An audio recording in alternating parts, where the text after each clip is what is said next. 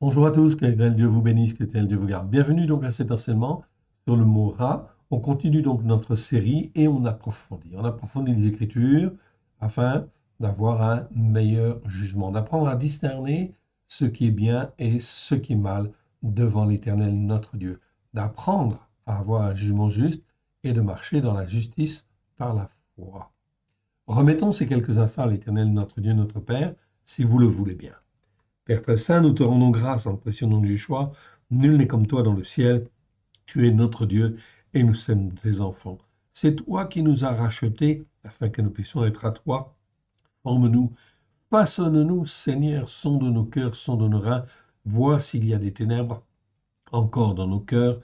Oui, éclaire-les de ta lumière à la gloire de ton saint nom, afin que nous puissions être ton serviteur, ta servante, là où tu le veux et comme tu le veux. Alléluia. Amen. On va donc aller dans en fait notre passage d'Ézéchiel. C'est le dernier en fait passage d'Ézéchiel où nous avons le mot rat. Nous sommes dans Ézéchiel 38, verset 10. Ainsi parle mon Adonai, l'Éternel.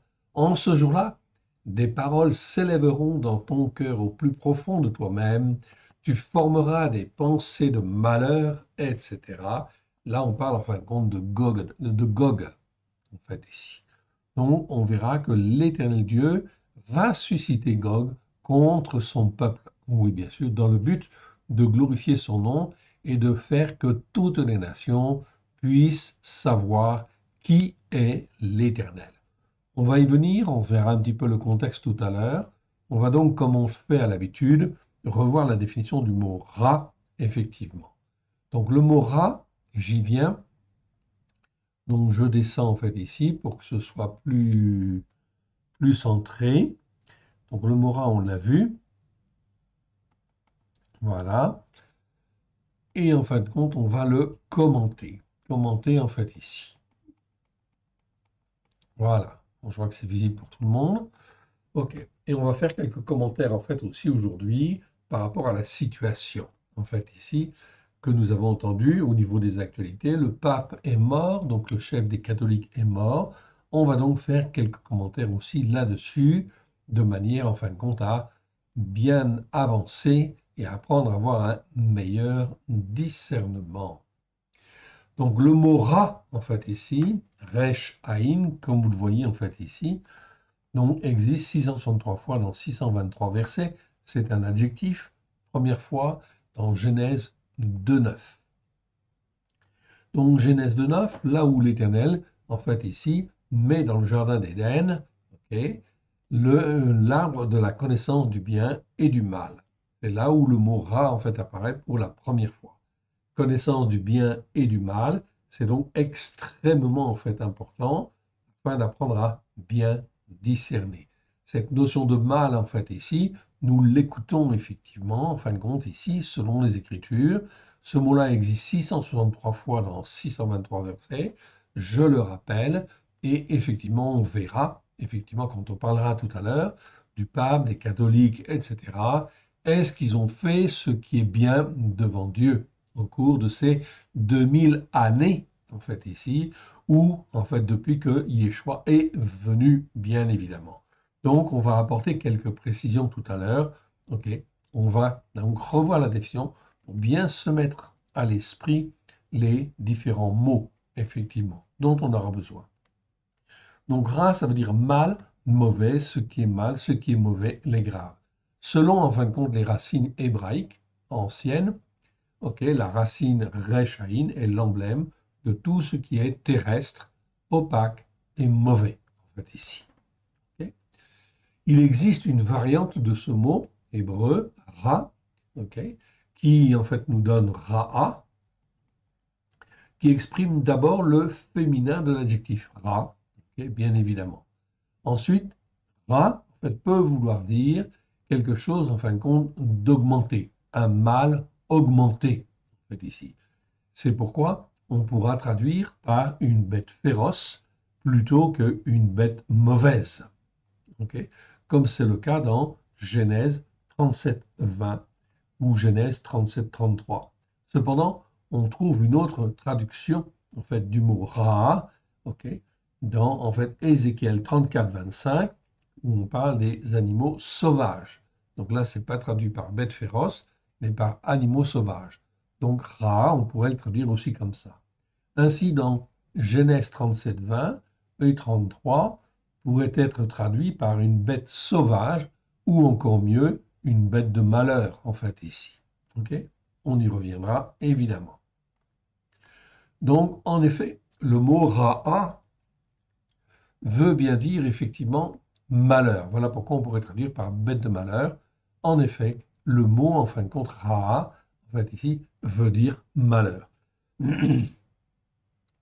Donc ici, on avait vu que Raya, en fait, Raya, Ra, en fait, ici, ça pourrait vouloir dire aussi un être vivant qui apporte le malheur. Oui, ça, c'est la traduction la plus pertinente, si je puis dire, ok, ou la plus spirituelle.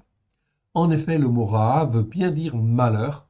On le trouve, en fin de compte, au moins 284 fois dans les Écritures, dont 70 fois rien que dans le livre de Yirmiyahu, Jérémie. En définitive, et selon les Écritures, le mot Ra'a est très clairement la conséquence des péchés, des transgressions, des iniquités qui perdurent dans le temps. Ok, donc ça c'est une définition très importante et à retenir. Ok, Ra'a, le malheur, est très clairement la conséquence des péchés, des transgressions, des iniquités qui perdurent dans le temps.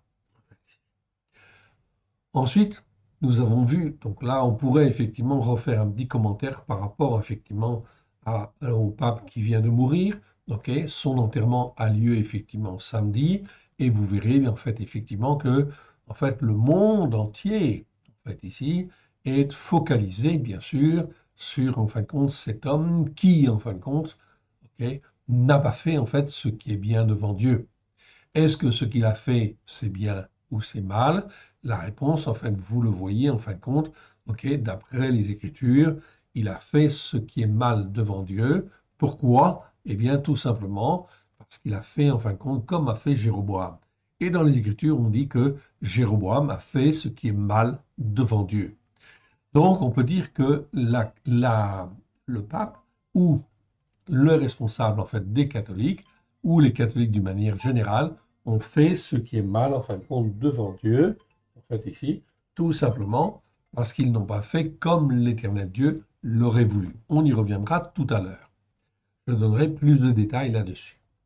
Ensuite, nous avons vu d'autres mots hébreux formés sur la même racine ra, notamment le mot ra'a, qui veut dire, en fin de compte, ici c'est un verbe qui veut dire être mal ou être mauvais. Donc conjugué en fait au cal, donc à la forme simple, ça veut dire être mauvais, être mal. Au ifil, donc c'est une forme qui veut dire faire, c'est faire le mal ou faire du mal. Ok. Donc on peut dire en fait ici aussi carrément que en fin de compte la chrétienté d'une manière générale, elle n'a pas fait ce qui est bien devant Dieu, malheureusement. Ok. Certaines choses en fin de compte, on a annoncé Christ, oui bien sûr, mais on a déformé le message de Christ car Christ, en fait, ici, est un hébreu, ok. Il est hébreu né d'hébreu, et en fin de compte, ce qu'il a enseigné, c'est la Torah, pleine de grâce et de vérité. Donc là, effectivement, ça pose problème. Donc plus effectivement le mal perdure en fin de compte dans le temps, et on voit que ce qui est mal, qui a été fait en fait par l'Église catholique, eh bien a perduré dans le temps. Donc automatiquement la conséquence en fin de compte de cela, c'est effectivement en fait le mal en retour ou le malheur en fait ici, qui en fin de compte ne manquera pas de venir dans les mois, les semaines, les mois et les années en fait à venir. Oui, bien sûr, car on est dans une période de jugement. Ensuite, le mot roa, on a vu, roa en fin de compte, c'est tout à fait particulier. Je vous le rappelle ici. Donc roa existe 19 fois dans 19 versets. C'est la même racine, resh aïn, en fait ici. Donc la première fois qu'on le trouve, c'est 41, Genèse 41, 19. Il décrit un état de dégradation morale et spirituelle intense où se mêlent malice, perversité, en fait ici, et influence des esprits de Bélial, des esprits de Satan, en fait ici. Donc la dégradation morale et spirituelle, ok, elle se fait, plus effectivement on fait ce qui est mal, et bien plus dans le temps, en fin de compte, elle se fait. Ok.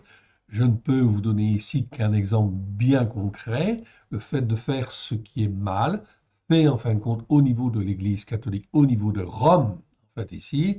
Je parle de Rome parce que c'est un exemple, c'est l'exemple en fait par rapport à l'actualité, en fait ici, mais c'est le cas pour beaucoup d'autres en fait aussi. Donc ici, qu'est-ce qui se passe? Eh bien, le mal a été fait pendant des siècles et des siècles parce qu'on n'a pas écouté, on n'a pas mis en pratique en fait les enseignements de la Torah. Donc on a fait ce qui est mal devant Dieu. Ça a entraîné en fait bon des tas de conséquences et des comportements en fin de compte très mauvais au travers des siècles où la dégradation morale et spirituelle, plus je m'écarte des enseignements de la Torah, plus je tombe dans la dégradation morale et spirituelle intense, ok, où se mêlent malice, perversité et influence des esprits de Bélial, c'est-à-dire les esprits de Satan.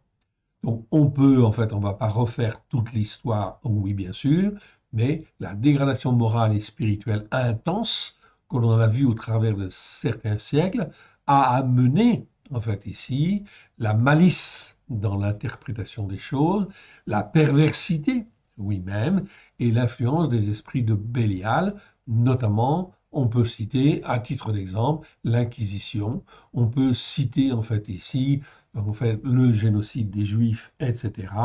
En fait, là, c'est l'influence, en fait, ici, d'esprits mauvais, d'esprits de mort, qui, en fin de compte, sont là et qui vont influencer d'une manière grave, effectivement, en fait, ici, une institution, en fait, ici, c'est effectivement le cas. La première fois où, dans Genèse, où le mot existe, c'est dans Genèse 41, 19, pour exprimer la laideur physique extrême des vaches, ok, qui, en fin de compte, était, en fait, ici, l'image de la dégradation spirituelle de l'Égypte à ce moment-là. Il en est de même, on va retrouver ce mot-là dans le prophète Jérémie, notamment dans le chapitre 24, en fait, de Jérémie, où l'on parle, en fait, des figues qui sont, en fin de compte, dans une telle dégradation, en fait, qu'elles ne peuvent même plus être mangées. C'est-à-dire, elles ne peuvent plus servir à rien. On ne peut plus les travailler, on ne peut plus les cuisiner, etc. Elles sont dans un état, en fait, de dégradation intense.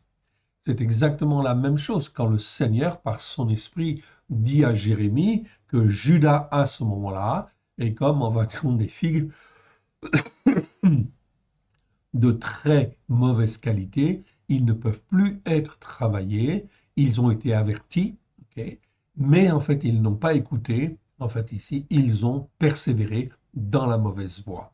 Donc, résultat des courses, eh bien, en fait, ça va être le châtiment et la destruction, effectivement, de Judas. Donc, on le voit dans Jérémie 24, 2, 3, 8 et 17. Okay. Dans les 19 versets où le mot, en fait, roi est utilisé, eh bien, on peut constater que le mot roi est toujours mal traduit. Les traducteurs n'en avaient pas saisi, en fait, la pertinence. Donc, vous pouvez consulter toutes les traductions françaises aujourd'hui. Le mot roi n'est jamais bien traduit. On n'en a pas compris, effectivement, en fait, ici, la dimension spirituelle. Nous avons vu également, en fait, le mot Ra'av, okay, qui, lui, par contre, est un mot hébreu qui est bien traduit, qui a été bien compris. Ce mot, en fait, nous parle toujours de faim à l'état d'être affamé ou de la famine. Dans, en fait, la seconde, okay, le mot Ra'av existe 101 fois dans 88 versets, okay, et il traduit par famine 89 fois et par faim 12 fois. Donc c'est très bien. Faim ou famine, c'est pareil. Okay, on est dans la même idée, en fait, ici, la même racine, en fait, ici, la même idée, en fait, ici, spirituelle. Donc on aurait même pu traduire les versets où il y a faim, en fait, par famine aussi, peu importe, c'est un détail. l'essentiel, en fin de compte, ici, le mot, lui, est bien compris. Bien compris, ainsi que si on étudie en fait ces mots-là, on ne l'a pas fait en fait encore dans le détail, mais si vous parcourez en fait tous ces mots-là, c'est 101 fois où le mot Rav existe, en fait on s'aperçoit que Rav est une sanction, est un châtiment, est un malheur qui arrive systématiquement, je dis bien systématiquement, à un moment donné ou à un autre, et qui est la conséquence, en fait, des péchés, des transgressions, des iniquités qui arrivent. Même dans Jérémie, on l'a vu et je vous l'ai souligné, en fait ici, le fait que les péchés, les transgressions et les iniquités perdurent dans le temps, eh bien, automatiquement, ça entraîne le malheur, en fait, en retour. OK. Systématiquement. C'est pas peut-être, c'est systématique. Et le malheur arrive au travers de l'épée, ok? Donc c'est la violence qui arrive, ok? C'est en fait ce que vous voyez dans les actualités en fait ici, les attaques en fait ici, bon, des gangs en fait ici pour retrouver en fait une place de pour dealer en fait encore plus de drogue, ok? Tout cela fait partie en fait de la violence, ou c'est les attaques contre en fait ici le système pénitentiaire, etc. Tout cela est l'expression en fait de l'épée. Les grenades dans les bars, les femmes que l'on tue en fait ici, que l'on viole et que l'on tue, ou les enfants que l'on tue, l'enseignant que l'on poignarde, etc. pour ses idées, etc. Toutes ces choses-là, ça c'est l'expression de la violence, de l'épée. Donc les malheurs, c'est l'épée, en fait ici. Ce qui amène en fait les malheurs, c'est l'épée, c'est la famine, ok, c'est la peste, donc les maladies. Le terme peste est un terme général, c'est toutes les maladies contagieuses. Donc nous avons vu en fait un exemple très clair avec notamment le Covid ou la Covid, comme certains le disent. Eh bien tout cela, ce sont des formes de peste, c'est-à-dire en fin de compte de maladies contagieuses qui se répandent en fait ici. Donc tout cela en fait, a existé à différents niveaux et effectivement, cela va se répandre de manière beaucoup plus importante, l'éternel étant jugement. Ok. Et enfin, le dernier, c'est les bêtes féroces, en fait ici, que l'on pourrait mieux traduire par être vivant qui apporte le malheur. Donc ici, c'est quelque chose, en fin de compte, de très important. Un être vivant qui amène le malheur, c'est en fin de compte, par exemple, un homme politique qui se place et qui est là, en fin de compte, par les décisions qu'il prend, eh bien, il va amener systématiquement, en fin de compte, le malheur sur le pays, en fait, ici. OK? Donc ça, c'est effectivement important. Donc quand on dit, en fait, ici, en fait, Raya, en fait, Raav, OK? Eh bien, en fin de compte, OK, Raa, pardon, eh bien, c'est en fin de compte être de malheur, être vivant qui apporte le malheur, ou en fin de compte, quand on dit être vivant, c'est soit un homme, soit, en fait ici, des êtres vivants qui peuvent être petits. Ça peut être les moustiques qui amènent le chikungunya, ça peut être n'importe quoi, les rats qui amènent la peste, ou en fin de compte d'autres infections, etc. Littéralement en hébreu, c'est être vivant qui amène le malheur. Nous avons vu aussi le mot ra'a, très très très important. Donc on va le souligner en fait ici. On l'a vu déjà plusieurs fois et je le rappelle en fait ici, très important car on va parler tout à l'heure en fin de compte des chrétiens dans le monde et on va voir que ici, eh bien, c'est extrêmement important. Ra'a, eh bien ici, ce verbe-là est composé de la racine resh aïn et en fin de compte de la lettre e. Okay. Donc resh aïn parle de ce qui est mal, terrestre, mauvais, on est d'accord. Et puis en fait la lettre e, en fait ici en hébreu, nous parle de la vie, en fait ici. Okay. Donc ce mot-là, qu'est-ce que en fin de compte la racine a à faire avec et en fait ici? Eh bien en fait on le voit déjà dans Genèse 4.2 où on traduit en fait Abel était berger. Oui, effectivement. Mais pour être plus précis et en fait plus exact, en fait ici, que veut dire en fait cette racine? Cette racine nous parle de tous les soins terrestres que l'on apporte aux peines, aux soucis, aux chagrins, aux afflictions. Ok. D'où le verbe paître, qui en découle, ainsi que le mot berger ou le mot pasteur, oui bien sûr. Donc un pasteur, un berger, ou un prêtre, ou un évêque, ou un diacre, tout responsable, en fait ici spirituel quelque part, ou toute personne qui enseigne doit en fait ici s'occuper des brebis, en fait de leurs peines, de leurs soucis, de leurs chagrins, de leurs réflexions, dans le but de leur donner la vie, de les maintenir en vie, de les guérir, de les en fait délivrer des chaînes qu'ils peuvent avoir, en fait afin qu'ils puissent avoir à petite et en fait ici ou grand T, c'est la vie. Mais c'est pas n'importe quelle vie, c'est pas simplement la vie pour avoir la vie terrestre, non. C'est en fait ici la vie spirituelle, c'est-à-dire être formé, façonné pour en fin de compte recevoir la vie de Dieu en fait ici. C'est donc très très important. La vocation d'un pasteur, d'un berger, c'est évidemment en fait sur la terre cela. Ce n'est pas en fin de compte de maintenir les gens à vie pour qu'ils restent collés à la terre, non. C'est pour qu'ils soient élevés, élevés spirituellement, effectivement.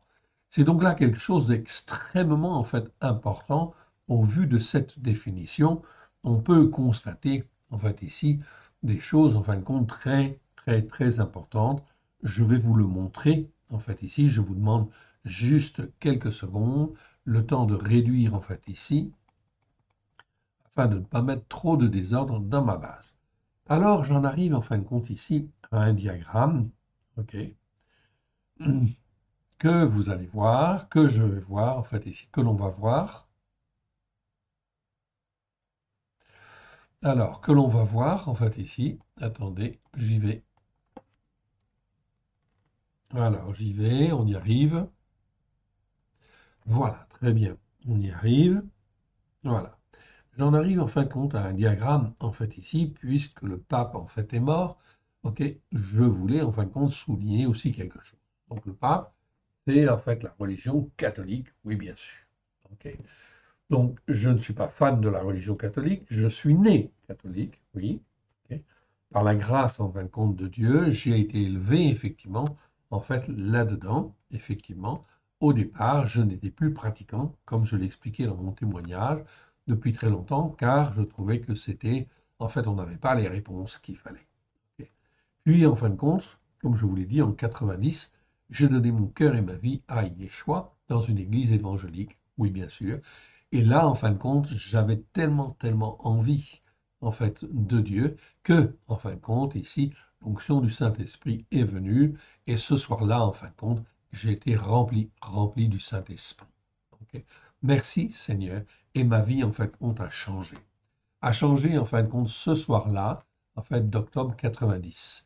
Et le lendemain, les deux chrétiens qui m'avaient amené là, eh bien, ils m'ont donné une Bible, celle-ci, qui est ici, c'est une petite Bible, NEG 79, et j'ai commencé en fait à lire dedans, etc., etc. Et je me suis aperçu effectivement, en fait ici, parce que je ne savais même pas que la Bible en fait existait, donc mon niveau en fait spirituel était vraiment très très faible, très en fait ici, très très bas en fait ici.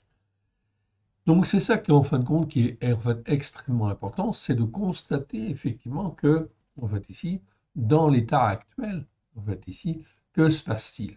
Le monde en fait ici, ok, nous avons ici un petit diagramme qui nous permet en fin de compte de voir la répartition des religions en fait en France.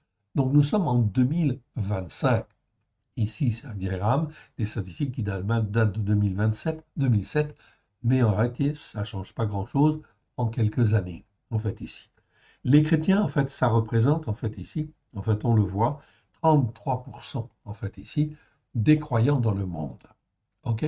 Donc, première remarque, en fait, ici, c'est de se dire, Yeshua, il est venu il y a 2000 ans. Et oui, il est venu il y a 2000 ans et tout est accompli. En fait, il l'a dit, en fait, à la croix.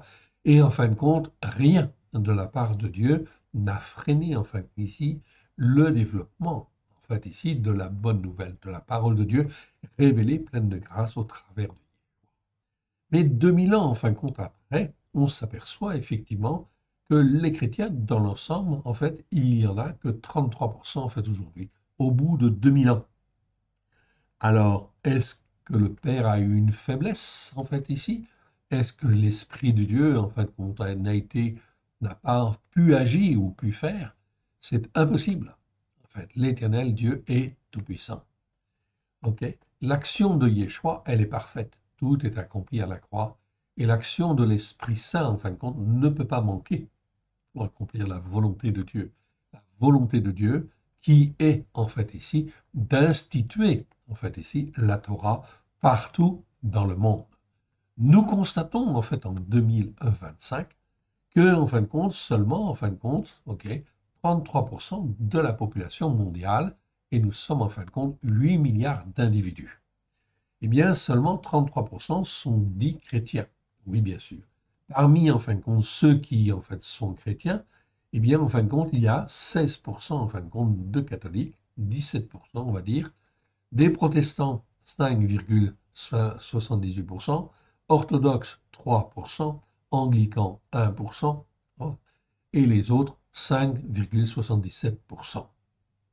Les musulmans, ils sont 21%, les hindous 13%, les bouddhistes 5,84%, ok, les sikhs 0,35%, les juifs 0,23%.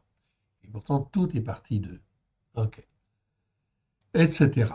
Ok, donc nous constatons en fait ici quelque chose en fin de compte de grave. 2025, en l'espace de 2 millénaires, vous voyez effectivement en fin de compte que l'Église catholique, en fait ici, n'a pas fait ce qui est bien devant Dieu pour répandre l'Évangile comme il aurait fallu. En fait, les bergers n'ont pas, en fin de compte, ne se sont pas occupés, en fait ici, comment dire, des brebis pour, en fin de compte, s'occuper de leurs problèmes, de leurs soucis, de leur ceci, de leur cela, etc., pour les former et les façonner, en fait ici, dans la parole de Dieu pour leur donner la vie. Forcément, puisqu'on rejette en fait ici la Torah, alors que justement la Torah, elle est parfaite. Dans le psaume, en fin de compte, 19, on te dit bien, effectivement, que la Torah est parfaite, elle restaure l'âme. Et oui. Donc, on voit ici qu'il y a un gros problème, en fait, ici, évidemment. Alors, est-ce que Dieu va se contenter, en fin de compte, de simplement réélire, en fait, un nouveau pape? Ok, je ne sais pas, ok, mais en réalité, nous constatons qu'il y a, en fait, un échec grave, effectivement, en fait, ici. Alors, est-ce que les catholiques doivent continuer à répandre en fait ici leur message? On pourrait parler. Pardon.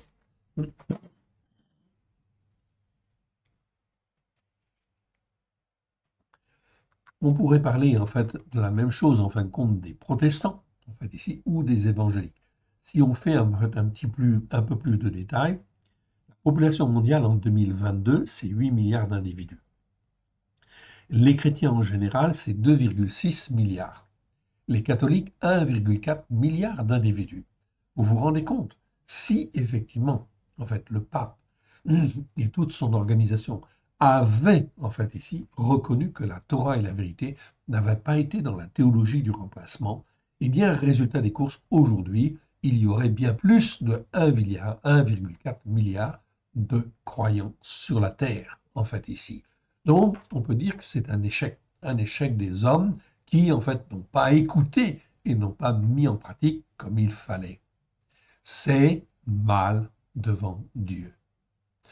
Les protestants traditionnels, en fait, ici, qui sont issus, en fin de compte, du milieu catholique, évidemment, se sont séparés. Ils sont aujourd'hui 65 millions d'individus.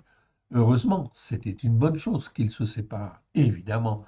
Ça, c'était l'action, en fin de compte, de l'Esprit Saint. Oui, bien sûr, qui a fait sortir un certain nombre de croyants de manière, en fin de compte, à ce qu'ils puissent, effectivement, en fait, ici, corriger, en fait, le message. Mais ceux-ci ont-ils, en fait, ici, sont-ils revenus sur la Torah, les prophètes et les psaumes? La réponse, vous le savez, c'est non. Oui, bien sûr. Alors, en fait, ici, quelques siècles, en fait, ont passé, en fait, ici, puis ensuite sont venus les évangéliques, qui sont relativement récents, en fin de compte, dans l'histoire de la chrétienté. Si effectivement les protestants traditionnels sont 65 millions d'individus. Les évangéliques, eux, disent qu'ils sont effectivement 665 millions d'individus, c'est-à-dire 10 fois plus. Mais ils sont très répartis entre différentes, en fait, ici, confessions. Mais ils ne sont pas revenus, en fait, aussi, à la Torah, aux prophètes et aux psaumes, ce qui est mal, en fait, compte devant Dieu. L'Esprit Saint avait permis, effectivement, que les évangéliques puissent sortir des milieux protestants, des milieux catholiques et des milieux protestants. Oui, et effectivement, on a pu remarquer que certains mouvements, entre guillemets, dits charismatiques, c'était l'action, en fin de compte, de l'Esprit de Dieu qui était là pour renouveler et les uns et les autres. Et oui, évidemment. Mais dans cette onction, en fin de compte, ici, beaucoup, en fin de compte, de croyants ont, en fait, ici, croyaient avoir trouvé, en fait, ici, la panacée, si je puis dire, en fait, ici, et, en fin de compte, croyaient, effectivement, qu'ils étaient arrivés, effectivement, et qu'ils avaient tout compris. Non. Si l'Esprit Saint agissait comme cela, si le Père faisait agir l'Esprit Saint, c'était dans un seul but, c'était de ramener et les uns et les autres à la Torah, aux prophètes et aux psaumes. Lorsque j'ai donné mon cœur et ma vie à Yeshua, bien évidemment, c'était en 90. L'onction, c'était une église évangélique charismatique. En fait, ici, c'est très bien. On sentait l'onction du Saint-Esprit.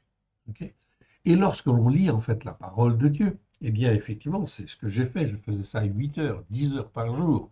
Et en fin de compte, okay, je me rendais compte que dans cette parole, il y a des choses que l'on disait, effectivement, mais que les chrétiens, les évangéliques, ne faisaient pas, en fait, ici.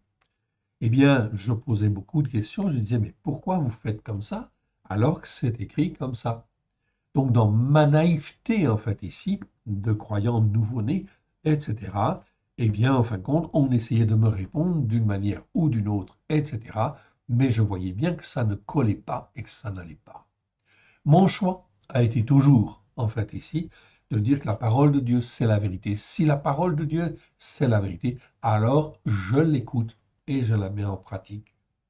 Et si on a cette démarche, l'Esprit Saint, en fait, ici, est tout à fait d'accord et va nous former. Et il nous forme. Et il nous forme inévitablement.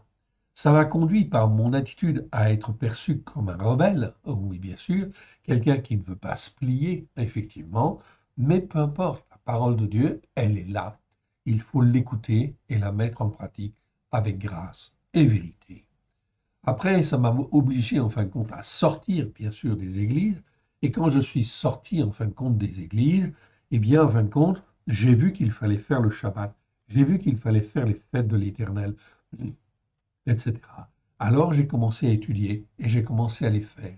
Et quand on commence, en fin de compte, à les faire, quand on commence à écouter et à mettre en pratique, c'est comme un papa, qui est l'Éternel Dieu, et comme un papa qui voit son fils, ok, qui écoute et qui met en pratique. Et il va l'encourager, et il va le former, et il va le façonner exactement de la même manière. C'est pour cela, en fin de compte, et ça c'est très important en fait ici, c'est d'apprendre à écouter avec son cœur, ok, d'écouter l'Esprit Saint et de mettre en pratique. Il faut mettre en pratique. C'est comme cela que l'on voit en fait ici que l'enfant obéit et qu'il se soumet.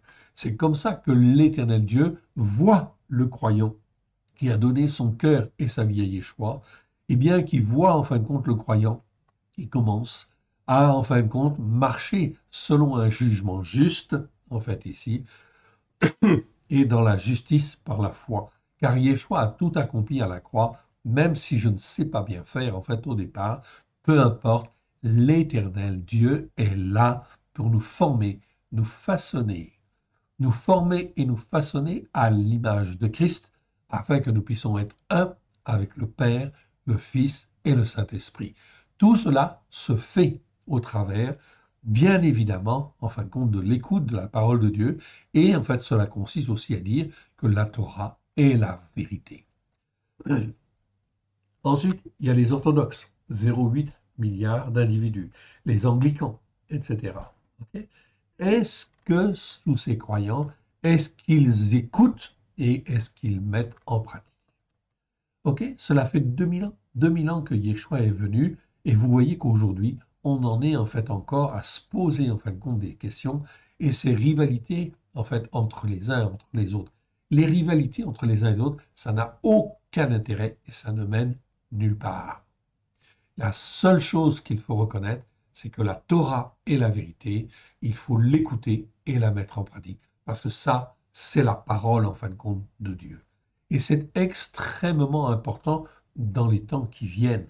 Donc vous voyez, à cause de la désobéissance, ici des croyants, des autorités, on va dire, des autorités catholiques, évidemment, ok, des autorités protestantes et des autorités évangéliques. Pourtant, l'onction chez les évangéliques, je l'ai vécue, elle était très forte, très puissante. Alors, pourquoi, en fin de compte, les évangéliques, qui sont aujourd'hui 10 fois plus nombreux que les protestants, en fait, ici, eh bien, pourquoi ne reviennent-ils pas? Parce que, en fait, il y a de l'orgueil. Parce que, en fin de compte, ils ne veulent pas écouter et ils ne veulent pas mettre en pratique. Et la plupart, en fin de compte, des évangéliques, ou une grande partie des évangéliques, si ce n'est, en fait, ici, la très grande majorité, eh bien, plus on avance, deviennent, en fin de compte, antisémites, anti-Israël, etc.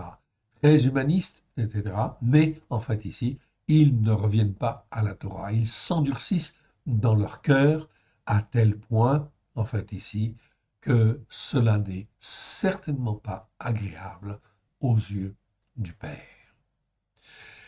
Et donc, voilà pourquoi il va se passer des jugements extrêmement importants. Ok. Je suis convaincu, en fait, ici, que la montagne catholique, en fait, va s'écrouler. Je suis convaincu et persuadé, parce que c'est biblique, parce qu'il faut qu'il en soit ainsi, parce que c'est la seule manière, en fait, ici, que l'Éternel, en fait, ici, peut nous montrer, en fait, ici, quelque part, tout simplement pour que ceux qui sont emprisonnés dans les chaînes, en fait, ici, catholiques, les chaînes, en fait, ici, de la religion, puissent être libérés. Donc, personnellement, en fait, ici, je ne souhaite pas qu'il y ait un autre pape. On est bien d'accord. On est bien d'accord. On est bien d'accord là-dessus, en fait, ici. Pourquoi? Parce que cela pose problème, en fait, ici.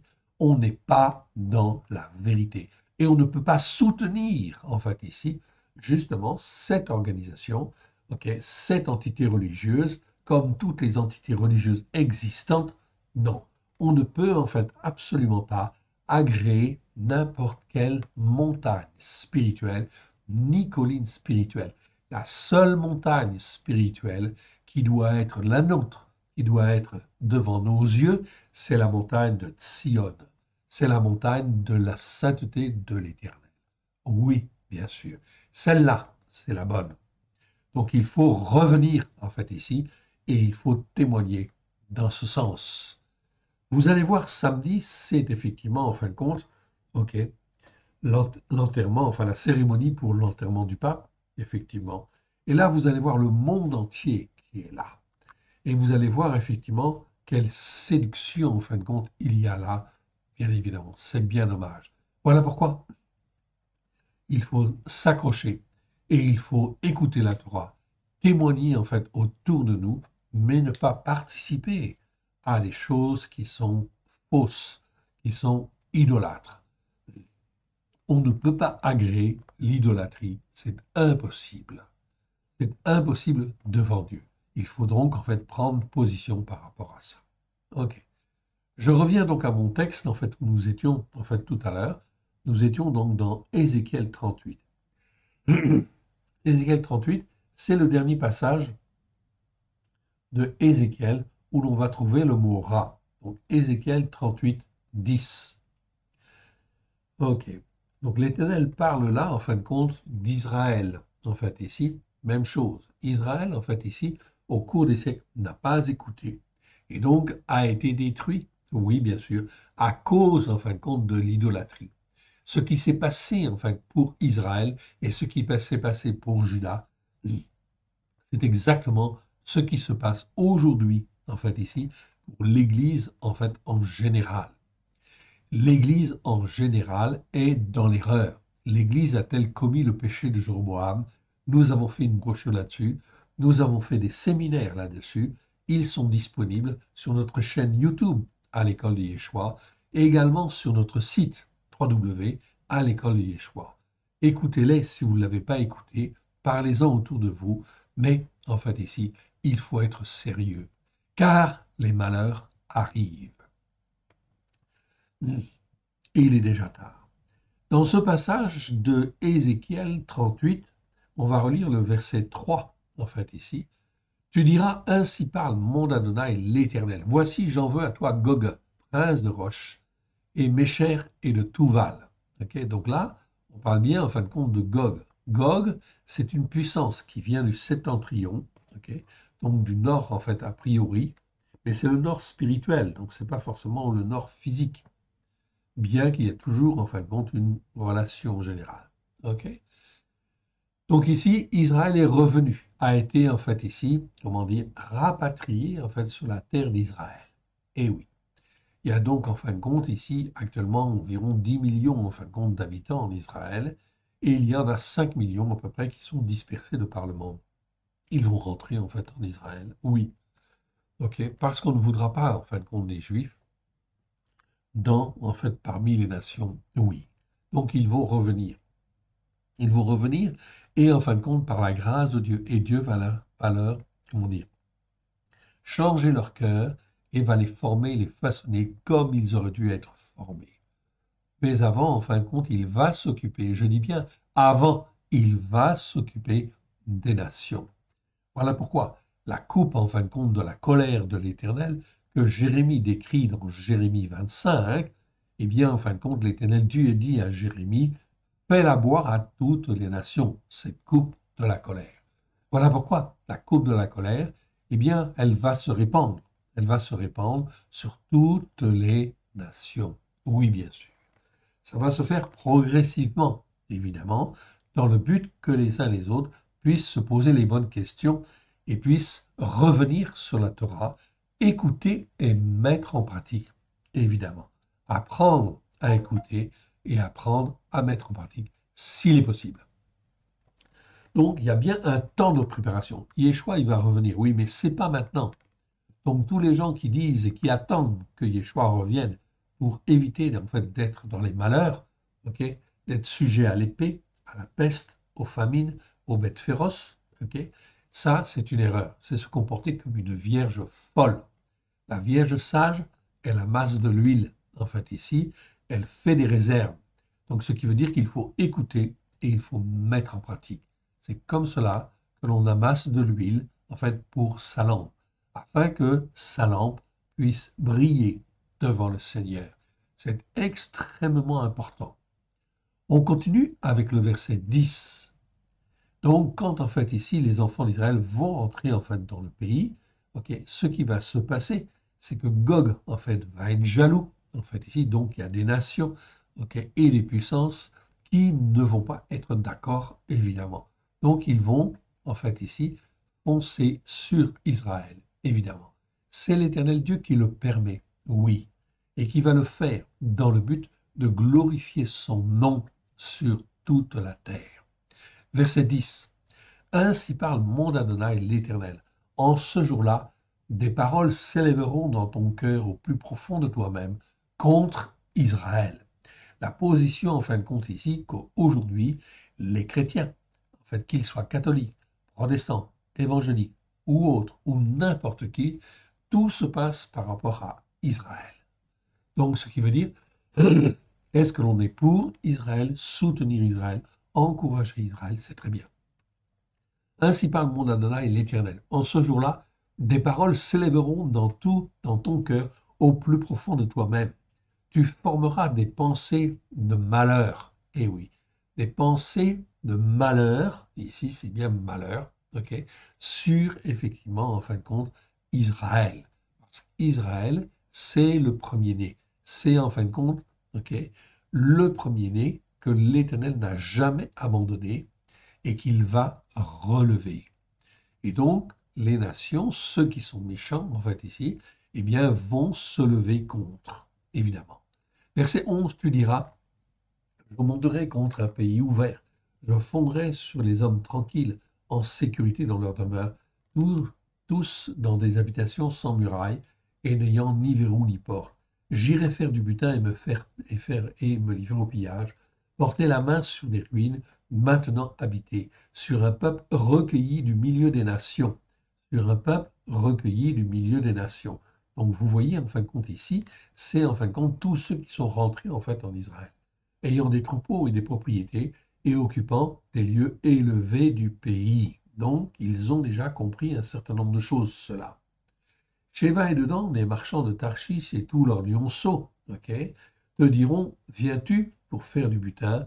Est-ce pour piller que tu as rassemblé ta multitude, pour remporter de l'argent et de l'or, pour prendre des troupeaux et des biens, pour faire un grand butin? C'est pourquoi prophétise, fils de descendants d'Adam. Okay, voilà ce que l'Éternel Dieu dit à Ézéchiel. Et dit à Gog, ainsi parle l'Éternel, ainsi parle mon Seigneur l'Éternel. Oui, le jour où mon peuple vivra en sécurité, tu le sauras. Alors, tu partiras de ton pays, des extrémités du septentrion, toi et de nombreux peuples après toi, tous montés sur des chevaux et une grande multitude, une armée puissante. Tu t'avanceras contre mon peuple Israël comme une nuée qui va couvrir le pays. Dans la suite des jours, je te ferai marcher contre mon pays.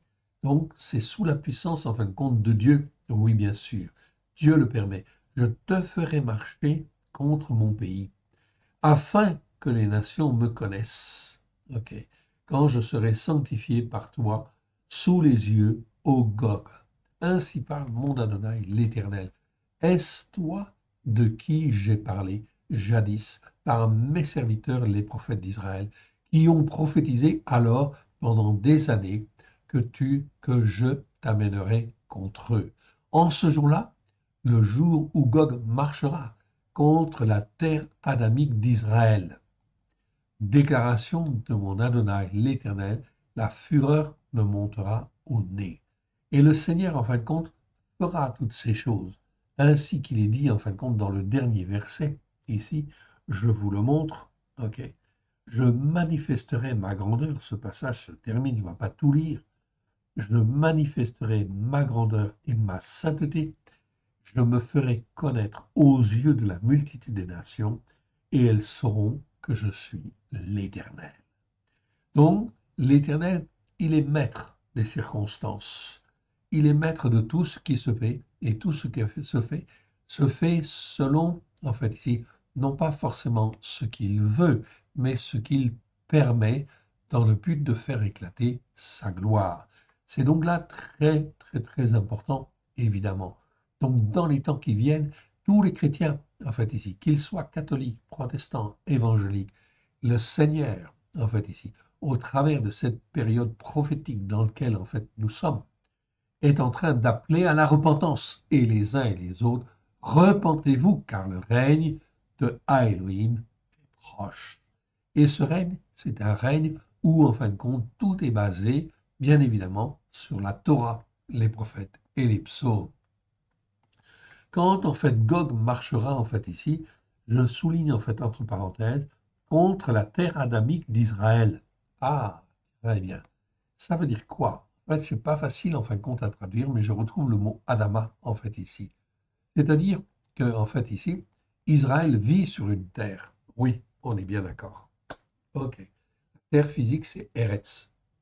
Mais, en fin de compte, il y a aussi une terre spirituelle. C'est la terre, en fait, c'est Adama, en fait, en hébreu. Et Adama, c'est la terre qui permet en fait d'être transformée à l'image en fin de compte de Dieu, du Père et du Fils. C'est donc très très important. Cela donc inclut en fin de compte les enseignements de la Torah. Cela inclut l'action en fait ici de l'Esprit Saint et toute en fait l'expérience que l'Éternel Dieu en fait ici nous donne, nous forme en fait par laquelle il nous forme, par laquelle il nous façonne. Tout ça, ça fait partie de la terre anamique. C'est comme un terreau spirituel, je vais dire, en fait, ici. On pourrait dire, en fait, quelque part. Voilà donc, en fait, ici, donc, un commentaire sur ce qui se passera. L'éternel Dieu, la volonté de l'éternel, c'est bien de se faire connaître comme étant l'éternel à toutes les nations de la terre. Aujourd'hui, en 2025, est-ce que, en fin de compte, les nations, en fait ici, reconnaissent que l'éternel Dieu, en fait ici, est en fin de compte souverain sur la terre? Je manifesterai ma grandeur et ma sainteté, je me ferai connaître aux yeux de la multitude des nations, elles sauront que je suis l'Éternel. Samedi, c'est la cérémonie de l'enterrement du pape. Et oui. Et vous allez voir toutes les nations, en fait, ici, qui vont, ou une grande partie, en fin de compte, des nations, qui vont se monopoliser et venir, en fin de compte, à Rome, en fait, ici, à cette cérémonie d'un homme qui n'écoute pas, en fait, ici, la Torah pour la mettre en pratique et qui a, en fait, ici, été le chef d'une institution qui, en fin de compte, était, en fait, ici, contre Dieu, dans la théologie du remplacement, évidemment. Est-ce que c'est la volonté de Dieu? Non. Alors, si les hommes le font, ils le font, ok. Dieu permet qu'ils y aillent, mais l'Éternel Dieu va reprendre. Oui, va reprendre inévitablement, en fait, et les uns et les autres, parce qu'ils ne, en fait, ici, ne se comportent pas bien, en fait, ici. Ils font ce qui est mal devant Dieu. Donc j'insiste, c'est vraiment pour bien essayer de vous faire comprendre cette notion, en fin de compte, de mal, en fait, devant Dieu, puisqu'effectivement, c'est l'objet, effectivement, de cet enseignement. Ok, on continue. Ok, et ensuite on arrive dans Osée. Donc on a terminé avec Ézéchiel, on a terminé avec Ésaïe, on a terminé avec Jérémie, on a terminé en fin de compte avec Ézéchiel, et on arrive à Osée. Osée, Oshéa. Eh bien, en fin de compte, ici, dans Osée, donc Osée, on revient un petit peu, en fin de compte, en arrière, puisque Osée, en fin de compte, c'est un prophète qui existait du temps, en fait, ici, justement, du temps d'Israël. Ok. Donc, c'était avant 720 avant Jésus-Christ. L'Éternel Dieu, en fait, ici, explique, c'est très important et c'est très approprié que, en fait, on lise, en fait, Osée maintenant. Parce que l'Éternel Dieu, est-il content? Est-il content de voir toutes ces nations, tous ces chefs d'État, tous ces rois qui vont venir en fait à Rome pour paraître? Mais en fin de compte, ce n'est pas pour honorer Dieu, ce n'est pas pour honorer en fait l'Éternel, non. Ils n'écoutent pas en fait ici, ok, tous les chefs qui vont venir n'écoutent pas la Torah pour la mettre en pratique. Donc, ça, en fin de compte, ici, contribue à attrister, en fait, le cœur de Dieu. Car cela fait 2000 ans que Yeshua est venu, 2000 ans que tout est accompli au travers de Yeshua, afin que par la puissance de l'Esprit de Dieu, les uns et les autres puissent être formés, façonnés comme l'Éternel Dieu le veut. Alors, l'état d'esprit de Dieu à l'époque, en fait ici, de Osée, était en fait ici, comment dire, très mal en point, si je puis dire, car l'Éternel Dieu voulait en fait que les 10 tribus du Nord viennent à lui, reviennent du péché de Jéroboam. Mais il ne voulait pas écouter. Il continuait en fait à désobéir. Exactement dans la même situation qu'aujourd'hui, en ce qui concerne les nations. Elles sont désobéissantes à Dieu. Dieu, en fait, ici, veut les ramener à lui, en fait, ici. Veut les ramener à lui par la puissance de son esprit, ok. Et en fin de compte, l'Éternel Dieu fait les circonstances et va faire les circonstances pour que les uns et les autres puissent se poser les bonnes questions. Voyons, en fait, ici, ce que l'Éternel Dieu nous dit au travers de Osée. Lorsque je voulais guérir Israël, ok, l'iniquité d'Éphraïm, ok, et le mal que faisait Shomron s'est révélé, car ils ont agi avec mensonge. Ok.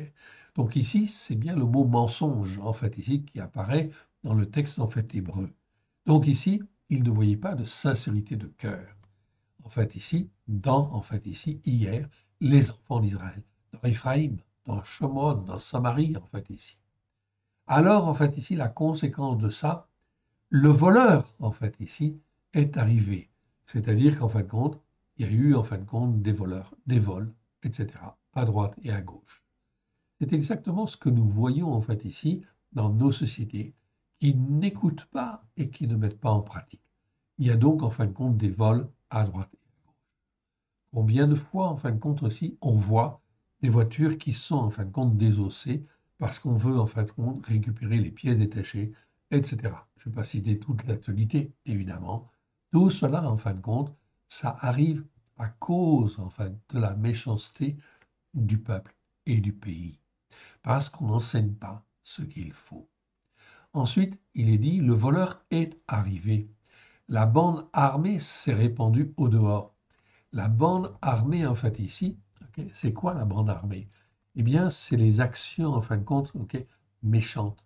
Et quand vous voyez, en fin de compte, des hommes qui viennent au nom d'un groupe, en fait, ici, qui veut implanter un point de deal, ils viennent avec des kalachnikovs, etc. C'est quoi? C'est des bandes armées. C'est des bandes armées qui se font jour, en fait, ici, et qui sont là, en fait, ici. Ça fait partie de l'épée, tout à fait, mais ce sont des bandes armées. Eh bien, le Seigneur, en fin de compte, exprime tout cela. C'est effectivement la conséquence du péché, des transgressions, des iniquités. Quand, en fait, ici, on revendique, en fait, le droit des prisonniers, etc., qu'on incendie, en fait, des véhicules, en fait, ici, qu'on porte, en fait, la menace contre, en fait, ici, tous ceux qui, en fait, ici, gardent les prisonniers, ou, en fait, ici, toutes les exactions qui peuvent exister dans, en fait, ici, les villes, eh bien, en fin de compte, ici, c'est les bandes armées. La bande armée s'est répandue au dehors. Verset 2. Et ils ne se disent pas dans leur cœur au plus profond d'eux-mêmes, ok, que je me souviens de tout le mal qu'ils faisaient. L'Éternel Dieu se souvient de tout le mal qu'on a fait, que les sociétés en font et que, en fait, ici, les croyants font. Maintenant, leurs œuvres les entourent, elles sont devant ma face. Ils réjouissent le roi par le mal qu'il faisait, en fait, ici. Donc, ils réjouissent, ils font ce qui est mal pour réjouir le roi, et les chefs par leur dissimulation, etc., ou leur tromperie, ou leur, on pourrait dire tromperie en fait aussi, etc. 4. Ils sont tous adultères, semblables à un four chauffé par le boulanger. Ok. Qu'est-ce que fait le four quand il est chauffé? Eh bien, il est prêt pour faire des pâtes. Oui, tout à fait. Eh bien, c'est exactement ça. C'est l'idée, en fait, ici, il faut le prendre sur le plan spirituel. C'est l'idée, en fin de compte, de fomenter des choses fausses, de faire un mauvais pain. Un pain, en fin de compte, qui n'est pas bon. Comme le four, en fait, il est chauffé, il est prêt à faire, en fin de compte, normalement du bon pain. Mais, en fait, ici, on parle des mauvaises choses. Ils sont conditionnés pour faire des mauvaises choses. Ok. Ils sont tous adultères, semblables à un four chauffé par le boulanger. Car quand le four il est chauffé, c'est long à mettre en place un four.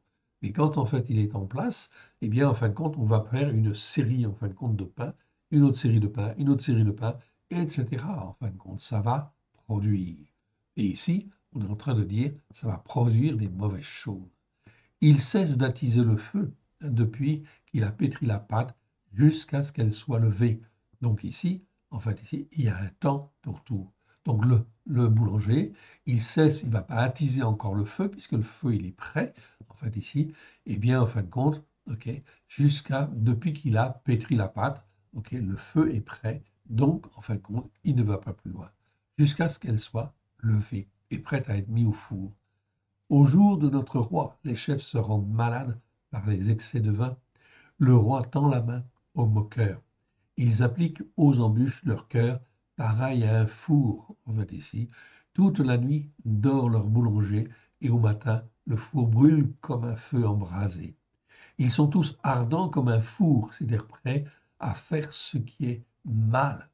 Ils ont fait ce qui est mal, c'est devant les yeux de l'Éternel, mais comme ils ne se sont pas repentis, ils ne sont pas revenus, en fait ici, leurs péchés, leurs transgressions, leurs iniquités sont là, et ils continuent, en fin de compte, sur cette lancée-là.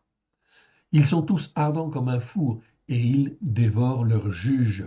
Ils dévorent leurs juges. Ah, mais c'est exactement ce que l'on voit en fin de compte aussi à l'heure actuelle. On remet en question en fin de compte les juges, en fait ici, oui bien sûr, parce que effectivement, en fait, la justice est de moins en moins rendue correctement. Tous leurs rois tombent, aucun d'eux ne m'invoque. La réponse, ce que le Seigneur souligne en fait ici, aucun d'eux, enfin la réponse, la remarque essentielle, aucun d'eux ne m'invoque. Dans ce processus d'accélération, ok, si en fin de compte les hommes peuvent se poser en fait les bonnes questions et revenir à Dieu, l'Éternel Dieu va faire les circonstances pour qu'ils puissent s'en sortir. Car dans Ézéchiel 33, il est bien écrit, l'Éternel Dieu ne veut même pas la mort du méchant. Ce qu'il veut, c'est qu'il en fait se repente, revienne en fait de sa mauvaise voie et en fin de compte écoute et mette en pratique. Aucun d'eux ne m'invoque. On aurait pu en fin de compte ici le mettre en fait en gras. Aucun d'eux ne m'invoque. Ils sont sur une mauvaise pente, mais en fait l'Éternel Dieu, la main de l'Éternel Dieu n'est jamais trop courte pour sauver. Éphraïm se mêle avec les peuples. Éphraïm est un gâteau qui n'a pas été retourné, donc toutes les choses vont s'envenimer. Évidemment. Ok. Donc on continue, en fait, ici, et on va aller voir au verset suivant. Le verset suivant nous amène, en fin de compte, au verset 15. Au verset 15, je vais reprendre, en fait, au verset 13. Donc on est toujours dans Osée chapitre 7, un petit peu plus loin. Malheur à eux, à partir du verset 13. Malheur à eux parce qu'ils me fuient, en fait, ici. Au lieu de se tourner, en fin de compte, vers Dieu, malheur, en fait, à eux, parce qu'ils me fuient. C'est exactement, en fait, la situation, en fait, actuelle. Dévastation sur eux parce qu'ils me sont infidèles. Dévastation ou ruine, c'est le mot shod, en fait, ici en hébreu. Donc, on peut traduire par ruine aussi, hein. Mais dévastation, c'est un peu plus fort, en fait, ici. Dévastation sur eux parce qu'ils me sont infidèles. Je voudrais les racheter par une rançon. Vous voyez, l'Éternel Dieu, même dans une situation en fait catastrophique, n'a qu'une seule envie, c'est racheter en fait par une rançon. Ça, c'est le cœur de Dieu. C'est le cœur de notre Dieu. Il veut racheter. Mais ils disent contre moi des paroles de mensonge. Okay. Ils disent des choses fausses, en fait, ici. Ici, c'est le mot kazab. On ne l'a pas étudié dans le détail. On aura certainement l'occasion de le faire. Ce n'est pas le mot sheker, ce n'est pas vraiment mensonge. Donc ici, on a une petite réserve sur la signification de ce mot, mais c'est tromperie, c'est en fait dans ce eaux-là, dans ces eaux-là. Il faudra donc en fait approfondir. Ils ne crient pas vers moi dans leur cœur, mais ils se lamentent sur leur couche. Donc en fait, ils se lamentent sur... Voilà. Au lieu en fin de compte de se tourner vers Dieu, de se repentir, non, ils se plaignent. Ils se plaignent de leur sort, de ce qui leur arrive en fait ici, mais ils n'ont pas l'idée en fait ici de se dire et si nous revenions à l'Éternel. Ils se rassemblent pour avoir du blé et du mou, mais ils s'éloignent de moi. Donc ils cherchent en fin de compte de la nourriture, ils cherchent en fin de compte du blé et du mou, mais ils s'éloignent de moi. Mais ils s'éloignent dans le fond de leur cœur s'endurcit de plus en plus. C'est exactement la situation dans laquelle en fait nous sommes. En 2025, 33% de la population mondiale est soi-disant chrétienne. Quels sont ceux qui écoutent et qui mettent en pratique la Torah avec grâce et vérité? Il est temps, mes frères et sœurs, de témoigner, oui, bien sûr, de revenir à l'Éternel, d'écouter et de mettre en pratique pour montrer l'exemple de la voie qu'il faut suivre. Voilà pourquoi nous rentrons dans une période prophétique très dure qui va secouer d'une manière très en fait très dure, effectivement, dans le but que les uns et les autres puissent revenir. Verset 15, je les ai châtiés, j'ai fortifié leurs bras et ils méditent le mal contre moi. Donc au lieu de se tourner vers Dieu, en fait ici pour se repentir, ils méditent le mal contre moi. Ce n'est pas à Élion qu'ils retournent, ils sont comme un arc trompeur, leurs chefs tomberont par l'épée à cause de la rage due à l'indignation engendrée par leur langage. c'est ce qui les rendra un objet de risée dans le pays de Misraïm. Ici, on parlait du pays de Misraïm, mais parce qu'ils voulaient s'enfuir dans le pays de Misraïm, dans un pays, en fin de compte, qui était une grande puissance à l'époque. Ok, on continue. Et on arrive, en fin de compte, dans Osée 9. Osée 9, ok. Osée 9, versets 15 à 17. Donne-leur, ô Dieu, ok, donne-leur, ô Dieu. Que leur donneras-tu? Donne-leur au sein un sein qui avorte et des mamelles desséchées. Toutes leurs actions où ils ont fait ce qui est mal se montrent à Gilgal. C'est-à-dire qu'en fin de compte, on voit toutes leurs, en fin de compte, abominations, évidemment. Ok. Quand en fait on regarde en fait l'Église catholique, etc., on voit en fin de compte l'idolâtrie, bien sûr, au travers des statues et des saints, en fait, ici. C'est comme si en fait on disait à Gilgal, les lieux en fin de compte où en fait aussi on était idolâtre. C'est là que je les ai pris en aversion, à cause de la dégradation morale et spirituelle. Donc je retrouve en fin de compte ici, en fait ici, le mot roi qu'on a vu tout à l'heure, dégradation morale et spirituelle intense. Ok. Donc on peut dire en fait dégradation en fait intense sur le plan moral et spirituel, peu importe. C'est le mot roa en fait ici de leurs œuvres, ok, à cause de la dégradation morale et spirituelle de leurs œuvres, en fait ici, ok, de leurs œuvres. Ok, à cause de la dégradation morale et spirituelle de leurs œuvres, ce qu'ils font, en fin de compte ici, ne tiennent pas du tout compte, en fin de compte, de Dieu, et on a des jugements, en fait, qui ne sont pas justes. Je les chasserai de ma maison, je ne les aimerai plus, tous leurs chefs sont des rebelles. Ici, donc on voit très clairement, leurs chefs sont des rebelles. Éphraïm est frappé, sa racine est devenue sèche, ils ne porteront plus de fruits. S'ils ont des enfants, je ferai périr les objets de leur tendresse. Mon Élohim les rejettera parce qu'ils ne l'ont pas écouté. Ils seront errants parmi les nations. C'est exactement ce qu'a vécu Israël et a vécu Juda. Oui, bien sûr. Tout simplement parce qu'à une certaine époque, ils n'ont pas écouté. Aujourd'hui, ceux qui se disent chrétiens, 33% de la population mondiale, est-ce qu'ils ont écouté pour mettre en pratique comme Yeshua et les disciples ont enseigné au premier siècle? Et bien sûr, il faut témoigner en fin de compte de cela afin qu'ils puissent se repentir. Repentez-vous, car le règne de Dieu, le règne de Elohim est proche. On continue.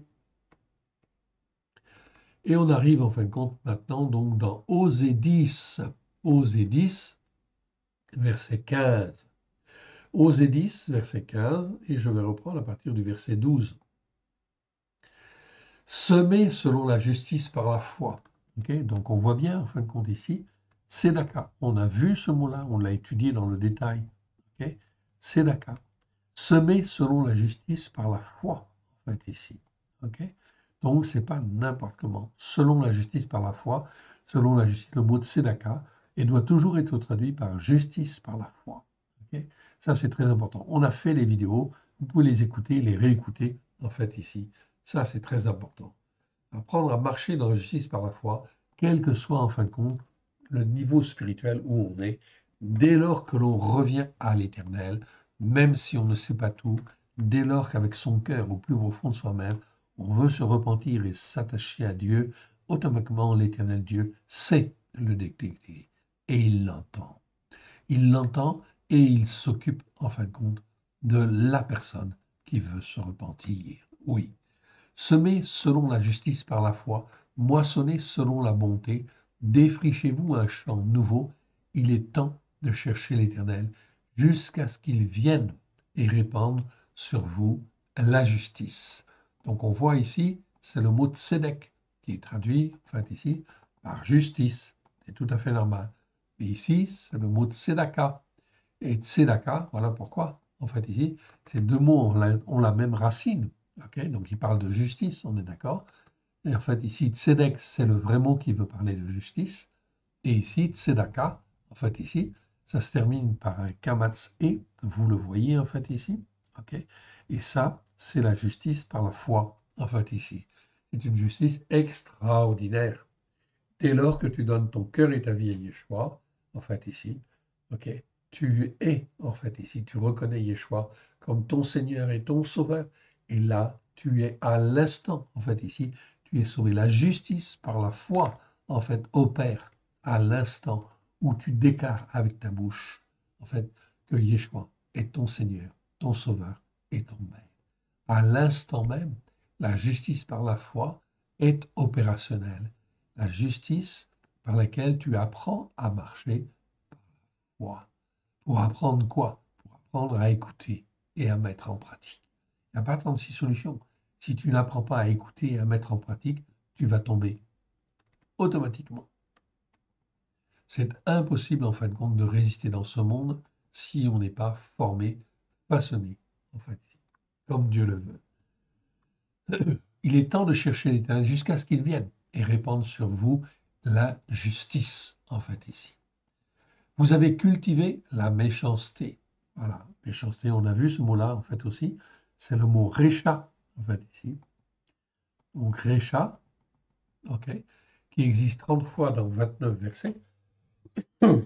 On a fait les vidéos là-dessus, je vous renvoie donc aux vidéos. Ok, la méchanceté, ok, c'est en fait au sens propre, le même sens qu'en français. Hein, c'est la méchanceté, quelqu'un qui est méchant, en fait on le reconnaît, il fait preuve de méchanceté, très bien. Ça c'est le sens propre. Mais au sens figuré, être méchant, c'est ne pas écouter et ne pas mettre en pratique. On a dit en fait qu'il y avait 33% en fin de compte de chrétiens dans le monde. Ok. Combien écoutent, ok, la Torah pour la mettre en pratique? Ceux qui ne savent pas ont l'excuse de ne pas savoir. Ok, ça c'est clair. On est d'accord. Donc ils ne sont pas condamnés en fait pour cela, en fait ici, pourvu qu'en fin de compte, ils aient l'occasion d'écouter et de se repentir. Oui, bien sûr. Mais celui qui sait et qui ne fait pas, alors là, il agit avec méchanceté. C'est celui qui se rebelle, qui ne veut pas plier le genou, qui ne veut pas écouter et qui ne veut pas mettre en pratique. Parmi effectivement, en fait, les 33% en fait ici de chrétiens qui existent dans le monde, ok, la plupart se comportent comme des méchants parce qu'ils n'écoutent pas la Torah et ne la mettent pas en pratique. Ils ne veulent pas. Dès lors qu'ils ne veulent pas écouter et ne veulent pas mettre en pratique, ils se comportent comme des méchants. Donc attention au sens figuré. On a vu en fait le verbe, le comment dire, l'adjectif rachat. On a vu le nom ici, c'est recha en fait ici. Donc, et il y a le verbe en fait aussi, c'est pareil. Donc là, on parle bien là de méchanceté. C'est celui qui persévère en fait ici, en fait contre Dieu. Vous avez cultivé la méchanceté, moissonné l'iniquité qui pousse à la perversité. Ok. Donc là, on a vu ce mot-là aussi, c'est avlata. C'est en fait ici avon, une dégradation de avon en fait ici. Ok. Donc, Avon, vous avez Avla, en fait, ici, et vous avez Avlata, etc. Ou Avel, par exemple, aussi, etc. Donc, vous avez différentes formes d'iniquité. Avlata, c'est en fait ici une iniquité aggravée qui pousse à la perversité, à essayer de chercher une autre solution, et ça ouvre la porte à des mauvais esprits. Oui, bien sûr. OK. Vous avez mangé le fruit du mensonge, moissonné l'iniquité qui pousse à la perversité. Vous avez mangé en fait le fruit du mensonge, car tu as eu confiance dans ta voix, dans le nombre de tes vaillants hommes, c'est-à-dire de tes hommes forts. On ne devrait pas traduire par vaillants hommes, c'est pas une bonne traduction. Enfin, des hommes forts, des hommes puissants, en fait, ici. Tous les hommes, en fin de compte, ici, qui constituent, par exemple, le conclave, les cardinaux de l'Église catholique, ce sont, en fin de compte, on ne va pas dire des vaillants hommes, mais c'est des hommes faits, c'est des hommes puissants, ok. C'est des autorités, en fait, ici. Donc, ce sont des gibors, en fait, ici. En hébreu, ce sont des gibors. Donc, on ne devrait pas dire vaillants hommes, ok, mais c'est des hommes forts, c'est des autorités puissants, en fait, ici. Et des puissants hommes, des hommes puissants. OK. Dans le nombre des hommes puissants qui sont à toi, en fait, sur lesquels tu te reposes. Il s'élèvera un tumulte parmi ton peuple, et toutes tes forteresses seront dévastées. Donc voilà ce que le Seigneur dit, en fait, ici, à Israël. OK? Tes forteresses seront dévastées. De la même manière, ici, OK? L'entité, en fait, ici, OK? Catholique, OK? Va s'effondrer inévitablement. Comment? Je ne sais pas, en fait, encore. Je n'ai pas, en fin de compte, ici, les informations, mais c'est inévitable. Pourquoi? Parce que c'est une montagne contre Dieu. Comme lors de la dévastation de Chamal-Berabel au jour de la guerre où la mère fut écrasée avec les enfants. Voilà ce que vous attirera Bethel. Voilà ce qui vous attirera. En fait, si Bethel, c'était quoi? C'était le lieu de l'idolâtrie, un des lieux d'idolâtrie, en fait, ici. OK, en fin de compte, ici, d'Israël. Donc, tous les lieux d'idolâtrie, en fait, ici, eh bien, en fin de compte, ici, vont causer, en fait, du mal. À cause du mal extrême, du mal extrême, du mal que vous avez pratiqué, OK, vienne l'aurore sans effet du roi d'Israël. OK. Donc, c'est très important. Les jugements, en fin de compte, sont là, en fait, ici.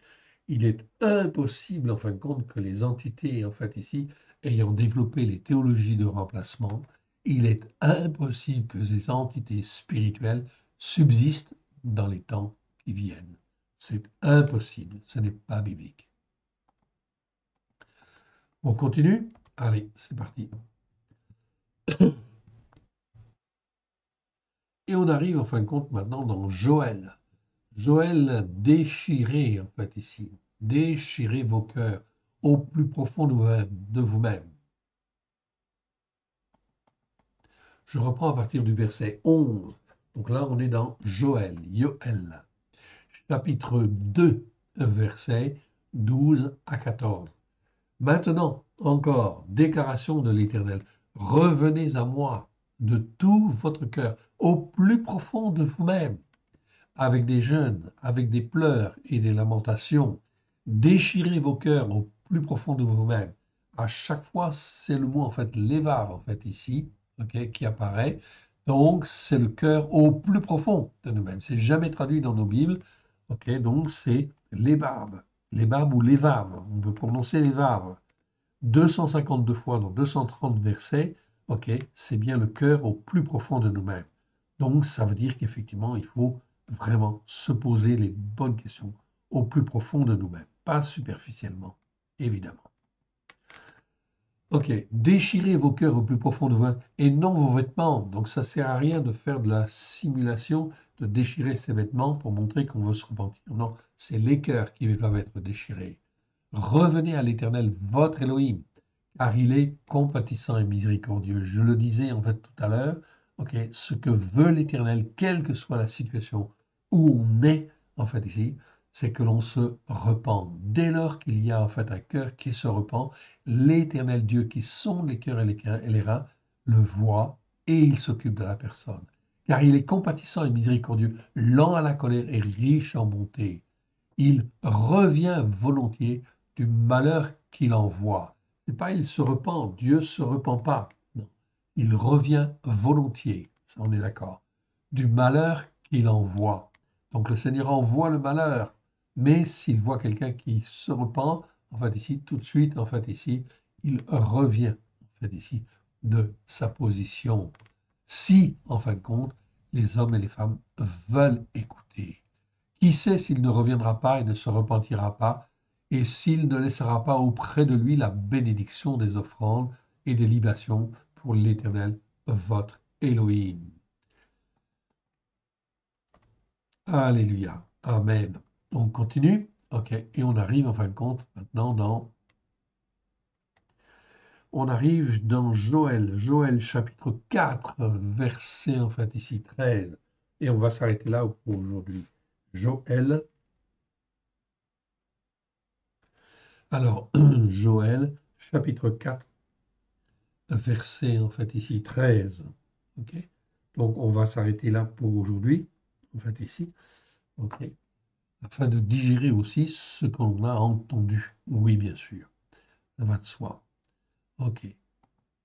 Éternel Dieu, nous te rendons grâce dans le précieux de choix. Merci Seigneur pour ta parole. Oui, ta parole vivante. Merci parce que tu nous fais vivre des temps prophétiques à la gloire de ton Saint-Nom. Que ton nom soit béni, honoré lui toujours et partout. Nul n'est comme toi dans le ciel, étant ta main bienfaisante. Que ce qui n'est pas de toi dans ce que nous avons entendu, en fait ici, que ce qui n'est pas de toi s'en aille dans les lieux arides. Que ce qui est de toi soit loin de grâce et de vérité au travers de Yeshua, ton Fils bien-aimé.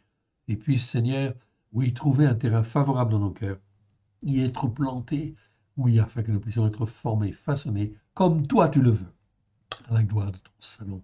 Nous te rendons grâce dans le précieux nom de Yeshua. Merci, Père. Merci, Yeshua.